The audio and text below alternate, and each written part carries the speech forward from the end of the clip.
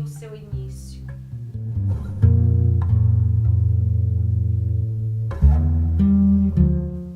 Quem gostava desse silêncio era a Aninha.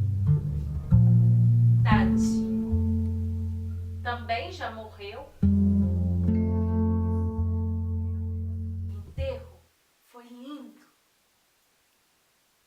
Foi todo mundo de branco. Os homens carregavam o caixão. As mulheres cantavam e choravam. Se a estrada do mar da vida quiser te afogar, segura nas mãos de Deus e vá. As pessoas se vão. Para quem fica, resta a dor da lembrança, arrependimento pelo tempo perdido,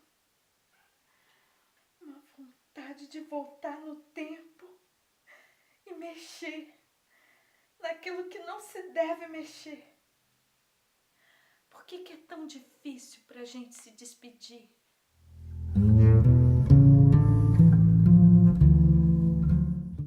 Não! Eu não estou divagando sobre a morte.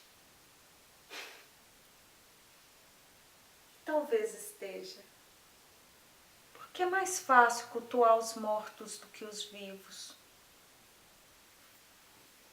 Nesse mundo que escolhemos viver, a lembrança é sempre o fardo a ser carregado.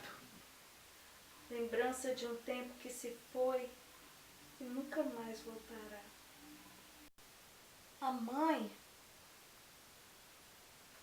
foi a última a jogar a flor. Dizem que dá azar. Mas aí eu já não entendo.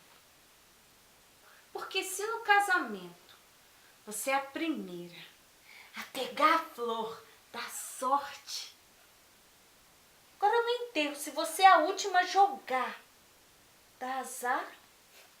Deve ser por isso que falo que os últimos serão os primeiros.